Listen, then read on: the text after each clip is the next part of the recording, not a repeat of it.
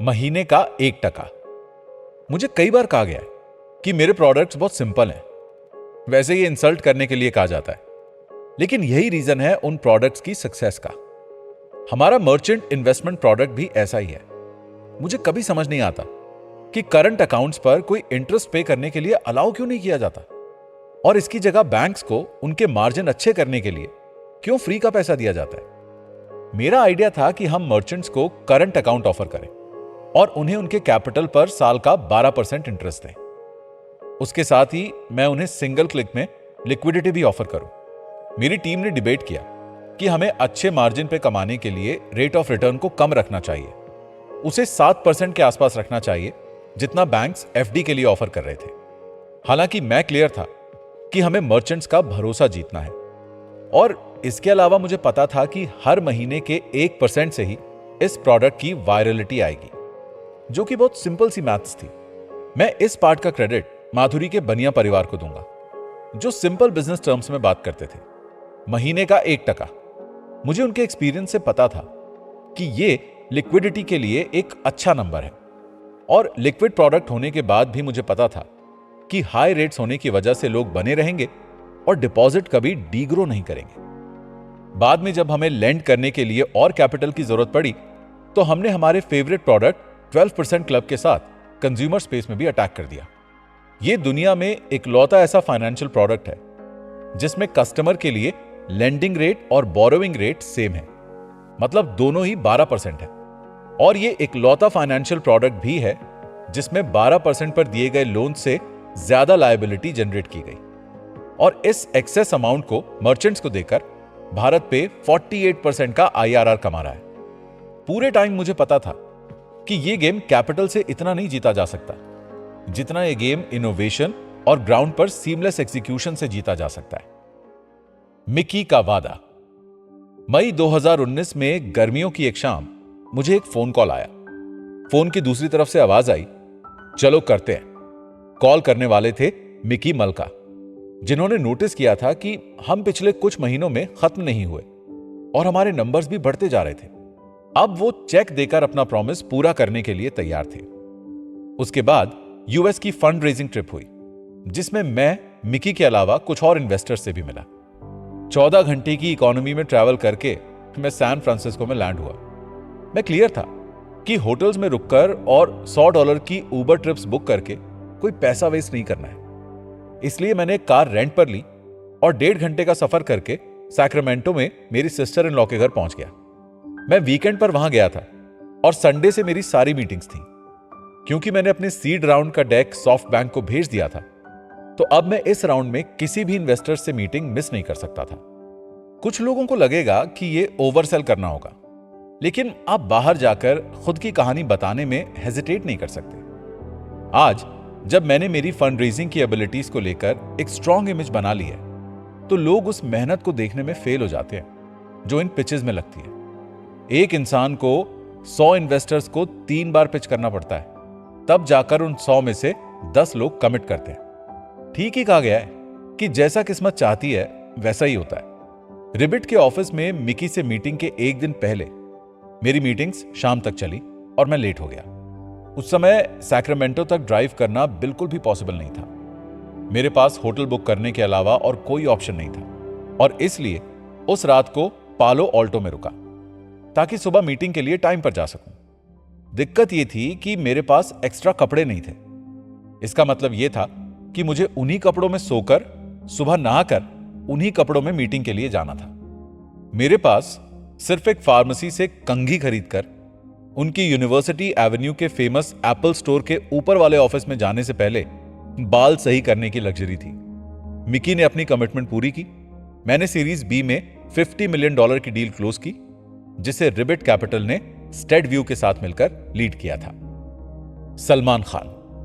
उस समय के दौरान मुझे बॉलीवुड मेगा स्टार सलमान खान के मैनेजर ने अप्रोच किया। हुआ यह कि उस साल के जून में सलमान खान की फिल्म भारत रिलीज हो रही थी। उन्हें ऐसा लगा कि यह भारत पे के लिए कोलैबोरेट करने की एक अपॉर्चुनिटी थी, क्योंकि यह एक अच्छा फिट था। हालांकि भारत पे एक कंज्यूमर फेसिंग ब्रांड नहीं था, लेकिन मुझे पता था कि आज नहीं तो कल मुझे ब्रांड बिल्डिंग के लिए कुछ तो करना ही पड़ेगा।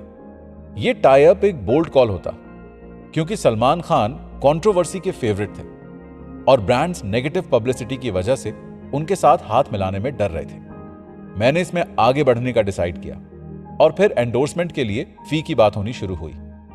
बात 7.5 करोड़ से शुरू हुई और फिर नेगोशिएट होकर 4.25 करोड़ में फाइनल हुई। सीरीज बी अभी प्रोग्रेस में था और उस समय मेरे पास बैंक में सिर्फ 100 करोड़ ही बचे थे, जिसमें से मैं 15 करोड़ सलमान खान के कैंपेन के लिए कमिट कर रहा था। जून की शुरुआत में हमने वो एड शूट किया जिसे फैटमैन नाम की एक नई कंपनी ने किया था। वो एड अच्छा बना और काफी पॉपुलर हुआ। देश में पहली बार दुकानदारों के लिए कोई एड बना था। मैंने उस शूट से पहले 3 घंटे सलमान खान के साथ बिताए और वो लोगों के परसेप्शन से बिल्कुल अलग, बहुत ही समझदार इंसान था। अब हमारे क्यूआर्स के ऊपर सलमान खान की पिक्चर थी और तो और ये भारत पे का सलमान खान के साथ सक्सेसफुल एसोसिएशन था, जिसकी वजह से फोन पे को आमिर खान और आलिया भट्ट के साथ एंडोर्स करना पड़ा, क्योंकि उन्हें लग रहा था कि हमारे पास अब एडवांटेज है। चीफ बिजनेस ऑफिसर की खोज।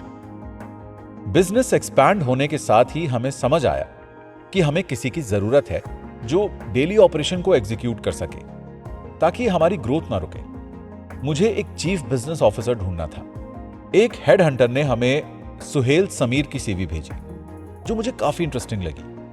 उसने अपना करियर मैकेंजी में एक यंगेस्ट एसोसिएट पार्टनर के रूप में शुरू किया था और उस समय वो आरपी संजीव गोयनका ग्रुप में काम कर रहा था। मैंने उसे अपने घर डिनर पर बुलाया ताकि मैं उसे और उसके काम के मोटिवेशन को अच्छे से समझ सकूं। मुझे वो बंदा अच्छा लगा। अपनी फैमिली हिस्ट्री शेयर करते वक्त उसने मुझे बताया कि उसके पिताजी एक कश्मीरी पंडित थे, हालांकि उसकी मां एक मुस्लिम थी, और क्योंकि उसके पिताजी एसबीआई इंटरनेशनल के लिए काम करते थे तो उसने अपने बचपन के साल बाहर बिताए थे। उसने दिल्ली कॉलेज ऑफ इंजीनियरिंग से पढ़ाई की थी और फिर आईआईएम लखनऊ से। उसने फिर मैकेंजी ज्वाइन किया, जहां वो एनर्जी सेक्टर हैंडल कर रहा था। तब जाकर वो संजीव गोयनका से मिला और फिर कंग्लोमरेट लेवल पर उन्हें ज्वाइन कर लिया। एक और बात जिसने मेरा इंटरेस्ट खींचा वो ये थी कि सुहेल ने बताया कि उसने उनके स्नैकिंग ब्रांड 2YUM को लॉन्च किया था और उसे 500 करोड़ के टर्नओवर तक ले गया था।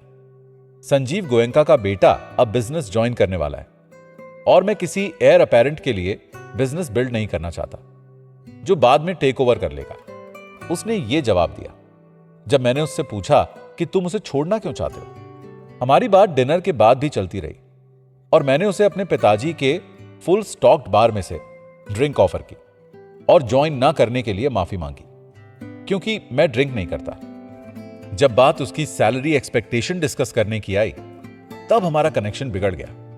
सुहेल ने बताया कि वो 6 करोड़ की सैलरी ले रहा था और उसकी कंपनी से उसका एक 15 करोड़ का पेमेंट पेंडिंग था, इसलिए वो चाहता था कि मैं उसके अकॉर्डिंग उसे एक अच्छा ऑफर करूं। क्योंकि मैं उतना बड़ा नंबर नहीं सोच रहा था, इसलिए हमारी बात वहीं पर खत्म हो गई।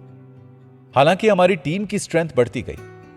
हमारी हाई ग्रोथ ट्रैजेक्टरी के टाइम सब कंफर्टेबल हों उसका ध्यान रखने के लिए मैंने अपना घर भी उन्हें रहने के लिए दे दिया।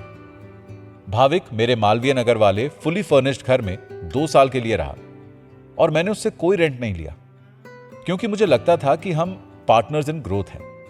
और तो और मालवीय नगर वाला मेरे माता पिता का घर भी मैंने कुछ 10 इंजीनियर्स को रहने के लिए दे दिया।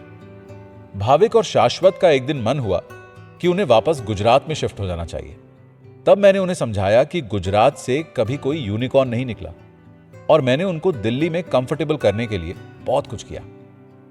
साल को एक हाई नोट पर खत्म करना। 2019 का साल एक और हेक्टिक यूएस फंड रेजिंग के साथ खत्म हुआ। इस बार मेरे साथ एक अविरल गुप्ता नाम का बंदा था जिसने हाल ही में हमें ज्वाइन किया था। उसने ग्रोफर्स में इंटर्नशिप की थी और उसके बाद वो लंदन बिजनेस स्कूल चला गया। इंडिया वापस आकर कुछ अच्छा ना मिलने के बाद उसने मुझे जॉब के लिए अप्रोच किया और मैंने फिर उसे मेरे साथ फंड रेजिंग पर काम करने के लिए ऑफर किया। अविरल की उस ट्रिप से एक मेमोरी जो मुझे याद है वो ये है कि मैं जब थका हुआ एक मीटिंग से दूसरी मीटिंग के लिए ड्राइव कर रहा था तब वो सो रहा था। ये साफ था कि वो मिशन मुझे एक एक्स्ट्रा एड्रेनलिन का बूस्ट दे रहा था कि मैं खुद से यंग लोगों को भी अपनी मेहनत से थका रहा था। और मुझे इस मेहनत का फल भी मिला। हमने इस बार कोट्यू मैनेजमेंट से $425 मिलियन की पोस्ट मनी वैल्यूएशन पर सीरीज सी राउंड में $75 मिलियन की फंडिंग रेस की। 2019 हमारे लिए बहुत ही शानदार रहा। 3 फंडिंग राउंड, 2 बड़े प्रोडक्ट लॉन्च, एक बड़ा कैंपेन लॉन्च और सबसे इंपॉर्टेंट करीबन $500 मिलियन की वैल्यूएशन। उस समय इंडिया में कोई और ऐसा स्टार्टअप नहीं था जो सिर्फ 15 महीनों में $0 से $425 मिलियन की वैल्यूएशन पर चला गया था।